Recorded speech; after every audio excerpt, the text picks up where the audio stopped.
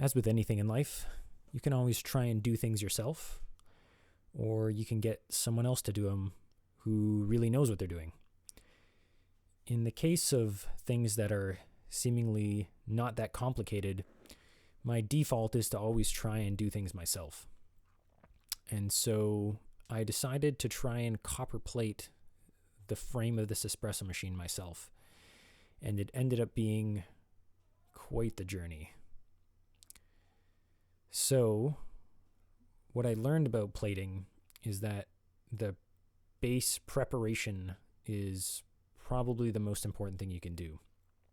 So I spent a lot of time with a wire wheel, a lot of sandpaper, cleaning up everything on this frame. Any pitting, any rust spots, any parts where the plate wasn't very thick, just everything I could find, I was just getting right at it. These holes had some pitting and rust spots in them, so I had to get in there with a little rotary tool. And yeah, so you can see it's just a lot of work. Next, a little bit of 600 grit sandpaper. And this was my first attempt at plating this thing. So the recipe goes 5 parts water to 1 part muriatic acid. And you add the acid to the water so you don't create any explosions or fires. And then what you do is you connect a positive lead from a battery to a piece of copper and the negative lead to whatever it is that you're plating. And so now it's just a matter of watching the thing get plated. And as you can see, I didn't go down to the bare metal, and I was not really happy with the way this was starting to look. I mean, the copper was getting into the places where the plate had come off, but it just wasn't looking very nice. You can see my hope was that it would be able to be polished out, because from what I had read, this method of plating is fairly durable. So it's just a matter of getting lots of thin layers on in successive order, and then it should be good to go. But later on, as I tried to polish it, the polish was just coming or taking the plate right off. So it just did not work very well at all. And because I hated the way it was looking, I decided I just need to go down to bare steel here. And so it was another round of a lot of sanding. First, I went at it with a 80 grit flappy disc on an angle grinder. And I'm only doing the parts that are going to be visible from the outside. The rest of the frame, as long as there's a plate on it, it doesn't really matter what it looked like, in my opinion. It's just the part on the outside that needed to look really good.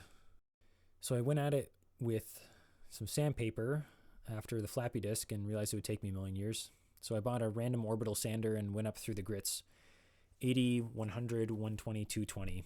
And I didn't do it on camera because I didn't want to get my camera full of dust.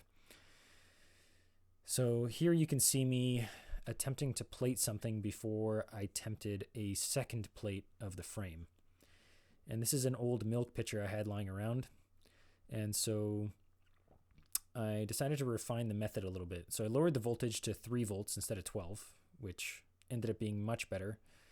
And I noticed that there was a lot of like this rust colored stuff forming on the pot. And if I rubbed it off and then soaked it again, it seemed to hold up much better.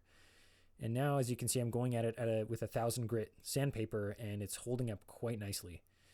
So I was getting quite encouraged by how well this was going. And I was thinking to myself, yeah, this is definitely doable.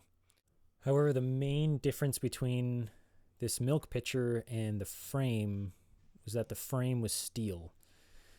And in the time that I had sanded it and cleaned it up, there had been little bits of rust forming here and there. And that was an omen for what was to come, because plating the second time ended up being a huge nightmare. So before the second attempt, I thought that I should clean the frame as well as I possibly could. So I went at it with a wire wheel again in some of the crevices and places, and then I believe I made a fatal error, which was to try and clean it with Barkeep's Friend before plating it. And all the exposed steel started to rust. I tried to get it in the solution as quickly as possible, and then used a wire brush and some sandpaper to get rid of the rust as it had formed, and it looked like things were going okay. I went plating away and there was a plate forming, and I thought that was that. This is looking great. And so I just kept dunking it in and out and in and out. And as you'll see in a very short moment, a complete disaster broke out on me. Not only had this acid spilled all over my garage, afterwards, when I had looked at the frame, the parts that were rusty ended up still being rusty. The plate didn't protect it from the rust. It was just not working. And I decided that I think I've had enough and I'm going to take it to a shop. So was all this a complete failure? No. I learned how to plate stainless steel. Regular steel, however, is another beast completely. Dealing with the rust is really difficult. And there always comes a point in a project where you have to determine whether you've reached the limit of your ability. And I feel like I've definitely reached that point. There's nothing wrong with that, but I definitely wanted to try and do it myself as much as possible. It's the kind of person I am. I always want to try and do something to push myself. However, this seemed to have pushed me maybe a bit too far. By the end, I was getting pretty frustrated. I am definitely frustrated with the rust that's coming through even after the plating I did. So I would say I'm really glad that I tried. I'm glad that I learned something.